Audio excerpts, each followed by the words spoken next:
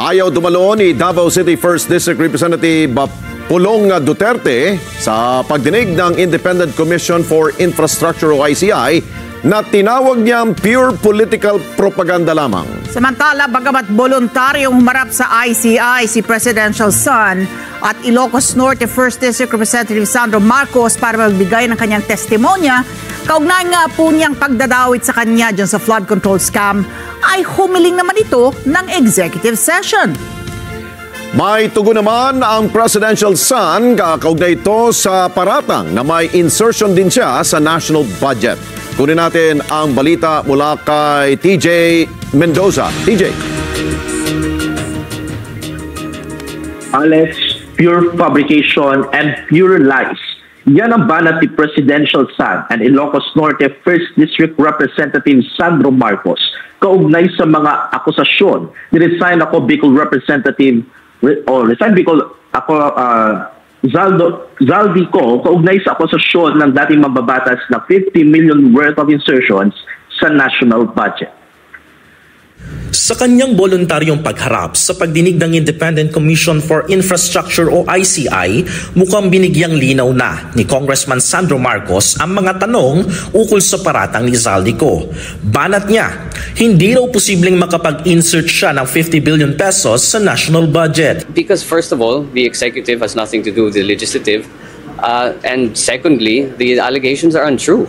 I did not do any such a thing. May paratang kasi siko na insertions ni Congressman Sandro sa Davao, pero ang mambabatas, pinweltahan rin yan.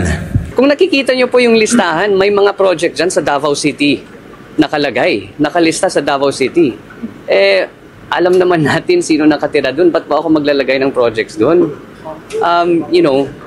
Sana naman pag-aralan nila ng mabuti.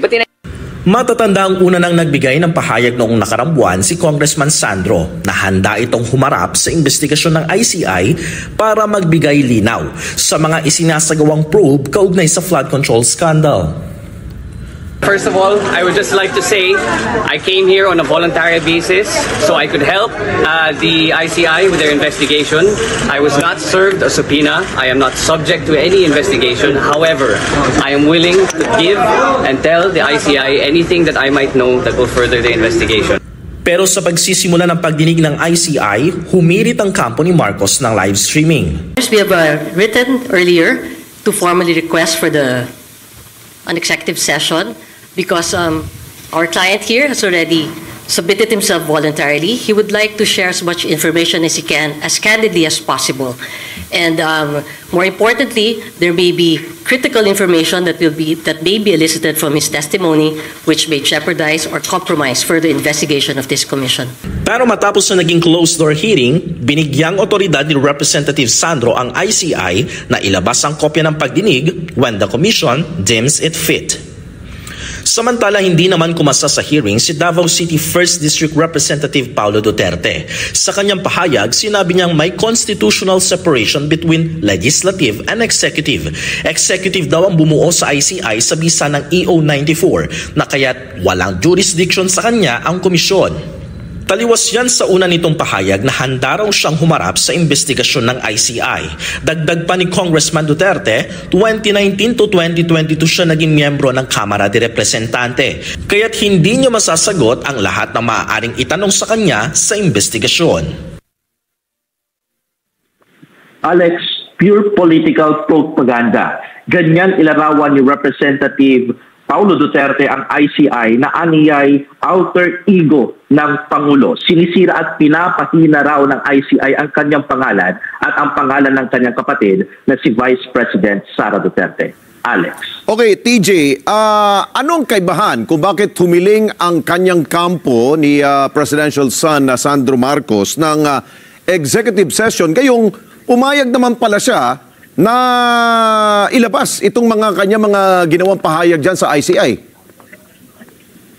Tama, Alex, malaking question din yan kanina sa amin sa media. Pero nung sinabi sa isang ambush interview ni Representative Sandro Marcos, he will give authority to the ICI when the ICI deems it fit kasi ayaw ng kampo ni Marcos na ma-jeopardize o magkaroon ng anumang bahid yung isasagawang sagot niya sa live streaming dun sa isinasagawang investigasyon. So ang authority kung ilalabas yan ay ang ICI na mismo. Kumbaga ang bola kung isa sa publiko na ang mga pagdinig na yan ay nasa ICI na mismo, Alex. O dahil magdududa dito ang taong bayan, maaring iba yung sinabi niya sa executive session pero iba yung ilalabas ng ICI. Tama, Alex, dahil marami tayong hindi nakikita behind closed door hearings dito sa ICI. Kaya yun din, marami tanong ang media tungkol dyan pero the Representative Sandro Marcos did not give his answer kanina.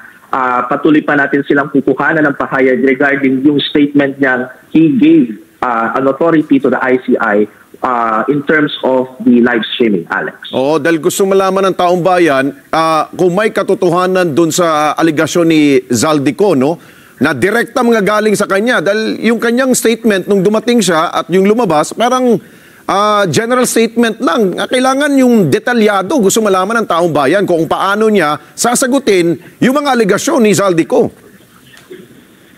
Tama, Alex, no? Common denominator ng lahat ng mga na-ambush interview ng media dito ay same statement na they will give statement after hearing or magbibigay sila ng pahayag. Kumbaga napaka-general ng mga sagot nila. Kaya gusto namin mapakinggan o marinig man lang kung ano man yung dapat marinig ng tao bayan behind closed doon sa mga closed door hearing. Kanina inasahan namin magsasalita ang spokesperson ng ICI pero hindi na siya nagpaunlak ng anumang panayam sa amin kaya wala kaming ideya kung ano ang napag-usapan kanina sa hearing, Alex. Ito na ba ang huli at unang pagkakataon na haharap si Congressman Sandro Marcos? Alex, kagaya ng mga iba pang mga resource person, maaaring bumalik ulit dito si Representative Sandro Marcos kung kinakailangan niya magsumite pa ng ilang pang mga dokumentong kinakailangan ng ICI para sa isinasagawa nilang investigation sa flood control scandal. Okay, maraming salamat sa iyo, TJ Mendoza. Mata natin dyan po sa ICI.